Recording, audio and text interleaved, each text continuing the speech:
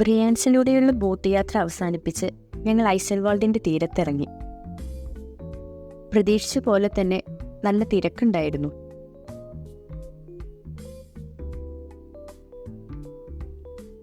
പ്രധാന വഴിയിൽ ഭംഗിയുള്ള പൂക്കളും ശില്പങ്ങളും ഒക്കെ കാണാം.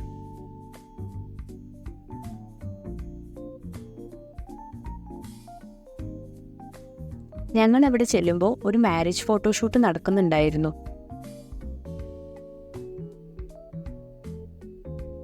ബ്രിയാൻസ് തടാകത്തിന്റെ തെക്കൻ തീരത്തുള്ള സുന്ദരമായൊരു കൊച്ചു ഗ്രാമമാണ് ഐസൽവാൾഡ്. ടൂറിസം, കൃഷി, കന്നുകാലി വളർത്തൽ തുടങ്ങിയവയൊക്കെയാണ് ഇവരുടെ പ്രധാന വരുമാന മാർഗം.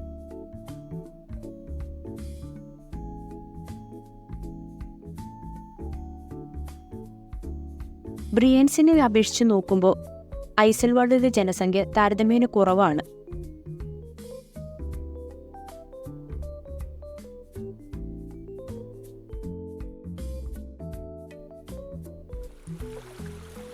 ശക്തിയായി വെള്ളമൊഴുകുന്ന ശബ്ദം കേട്ട ഭാഗത്തേക്ക് ഞങ്ങൾ നടന്നു നീങ്ങി. ചെറിയൊരു വെള്ളച്ചാട്ടമായിരുന്നു അത്. മറ്റു ബഹളങ്ങളൊന്നും ഇല്ലാത്തതുകൊണ്ട് വെള്ളം ഒഴുകുന്ന ശബ്ദം മാത്രമായിരുന്നു കാതിൽ. അതിനു കുറുകെ മരത്തടിയിൽ തീർത്തൊരു കൊച്ചുപാലം ആ സ്ഥലത്തെ കൂടുതൽ മനോഹരമാക്കി. കുറച്ചു നേരം അത് ആസ്വദിച്ച് ഞങ്ങൾ മെല്ലെ അവിടെ നിന്ന് നടന്നു. വഴിയരികിൽ കാണുന്ന കുറേ വീടുകൾ ഹോം സ്റ്റേകളാണ്. നടന്നുകൊണ്ടിരിക്കുന്നതിൻ്റെ ഇടയിൽ ഒരു വീടിന്റെ ബാൽക്കണിയിൽ ബൈനോക്കുലർ വെച്ച് നോക്കിക്കൊണ്ടിരിക്കുന്ന ഒരാളെ കണ്ടു. സൂക്ഷിച്ചു നോക്കിയപ്പോഴാണ് മനസ്സിലായത് അതൊരു പ്രതിമയാണെന്ന്. ഇതുപോലെ കുറേ ക്രാഫ്റ്റ് വർക്കുകൾ ഇവിടെ കാണാം. വീടുകളുടെ മുൻവശത്തും ബാൽക്കണിയിലുമൊക്കെ ധാരാളം പൂക്കളൊക്കെ വെച്ച് പിടിപ്പിച്ചിട്ടുണ്ട്.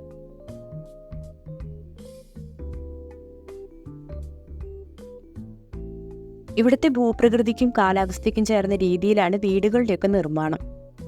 ചുറ്റും ആൽപ്സ് പർവ്വതങ്ങളും മരങ്ങളും ആയതുകൊണ്ട് മരത്തടിയും കല്ലുമൊക്കെയാണ് വീട് നിർമ്മാണത്തിന്റെ പ്രധാന അസംസ്കൃത വസ്തുക്കൾ.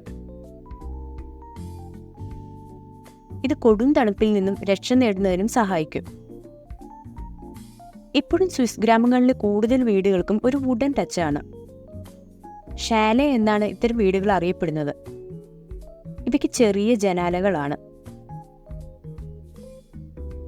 അതും കൊടും തണുപ്പിൽ നിന്ന് ഇവരെ സംരക്ഷിക്കുന്നു. ഓരോ സീസണിലും ഓരോ തരം ഭംഗിയാണ് ഈ ഗ്രാമത്തിന്. ഫെയറി ടെയിലിലൊക്കെ കേട്ടുപരിചയമുള്ള സ്ഥലം പോലെ തോന്നും. ഈ അടുത്തിടെയായിട്ട് ടൂറിസ്റ്റുകളുടെ ഒഴുക്ക് കുറച്ച് കൂടുതലാണ്. ഫേമസ് കൊറിയൻ സീരീസായ ക്രാഷ് ലാൻഡിംഗ് ഓൺ യുവിലെ പ്രധാനപ്പെട്ട ഒരു സീൻ ഇവിടെയാണ് ചിത്രീകരിച്ചിരിക്കുന്നത്. ഇതും സഞ്ചാരികൾ ഇവിടേക്ക് ഒഴുകിയെത്താൻ കാരണമായി. ടൂറിസ്റ്റുകളുടെ ബഹളമൊക്കെ ഒഴിവാക്കിയാൽ പൊതുവെ ശാന്തമായൊരിടാണ് ഐസൽവാൾഡ്. അതുകൊണ്ട് തന്നെ ഇവിടേക്ക് വന്നപ്പോൾ മനസ്സിന് വല്ലാത്ത സന്തോഷം തോന്നി. ഫെറി സർവീസ് കൂടാതെ റോഡ് മാർഗം വഴി ഇങ്ങോട്ടേക്ക് വരാം. ബസ് സ്റ്റോപ്പൊക്കെ തൊട്ടടുത്ത് തന്നെയാണ്. പ്രൈവറ്റ് ഏരിയ ആണോ എന്ന് സംശയിച്ച് ഞങ്ങൾ നടന്ന ഇടവഴി ചെന്നെത്തിയത് തടാകത്തിന്റെ മറ്റൊരു വശത്താണ്. ബഹളങ്ങളൊന്നും ഇല്ലാത്തതുകൊണ്ട് കുറച്ചു നേരം അവിടെ ഇരുന്ന് കാഴ്ചകളൊക്കെ കണ്ടു.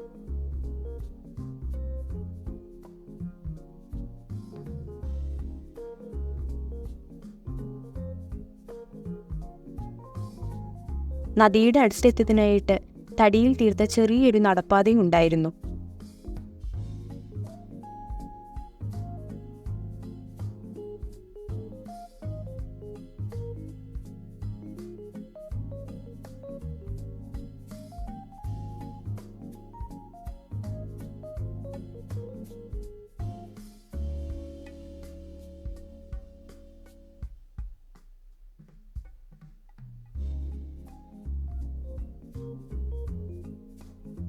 രാത്രിയായതുകൊണ്ട് അവിടെ പൊതുവെ ശാന്തമായിരുന്നു. വേറെ പ്രത്യേകിച്ച് ആളനക്കങ്ങളൊന്നും വീടുകളിലൊന്നും കണ്ടില്ല.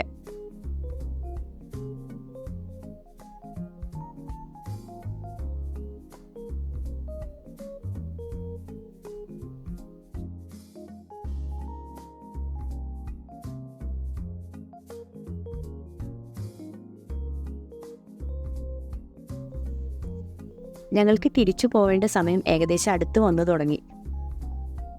ഇപ്പോൾ സമയം 7:30 ആവാറായിട്ടുണ്ട്. ഞങ്ങളുടെ ബസ് 7:30-ക്കാണ്.